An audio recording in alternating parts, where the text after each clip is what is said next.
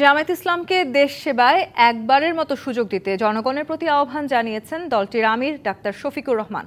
রাজধানীর মিরপুরে দিনব্যাপী গণসংযোগ ও সদস্য সংগ্রহ অনুষ্ঠানে এই আহ্বান জানান তিনি। বলেন, জামায়াত সুযোগ পেলে এমন শিক্ষা ব্যবস্থা গড়ে তোলা হবে যেখানে কোনো শিক্ষিত তরুণ বেকার থাকবে না, চাকরির জন্য ঘুরতে হবে না। একটি রাষ্ট্রের দায়িত্ব জনগণের অধিকার ঘরে ঘরে পৌঁছে দেয়া, আর জামায়াত এই কাজটি করতে চায় বলেও মন্তব্য করেন আমির। ৫৩ বছর দেশ শাসন করাদের সমালোচনা করে ডাক্তার শফিকুর রহমান বলেন, সুযোগ পেলে নিরাপদ বাংলাদেশ গড়ে তুলবে জামায়াত।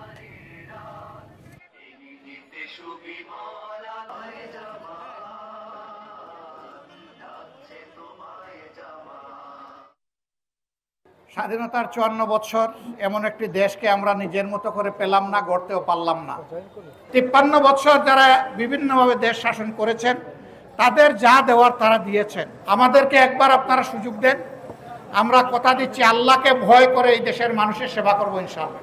যেখানে আবাল বৃদ্ধ বনিতা সকলেই ইজ্জতের সাথে এবং নিরাপত্তার সাথে বসবাস করবে।